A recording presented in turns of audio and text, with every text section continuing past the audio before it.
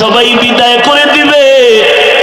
আজকে ডানে বামে আমার বডিগার্ড বন্ধু বান্ধবের অভাব নাই, কিন্তু যেদিন মরে যাব আমার আপনজনেরা আমার গায়ের গেঞ্জি বিলেট দিয়া কেটে কেটে রেখে বিদায় দিবে। বাঁশবাগানে থুইয়া সবাই চলে যাবে, আর খবর নিবে না। ওই কবরে নেক আমল ছাড়া উপায় হবে না।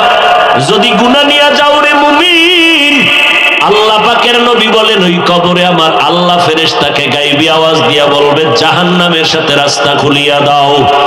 আল্লাহ সর্বশেষ কবরের মাটিকে বলবে, ও কবরের মাটি, এই নাফরমান গুনাহগারকে দুই পার্শ্ব থেকে জোরে জোরে চাপ দাও।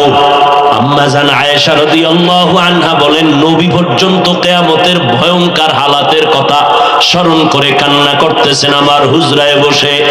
নবী যদি কান্না করেন, আপনার আমার উপায়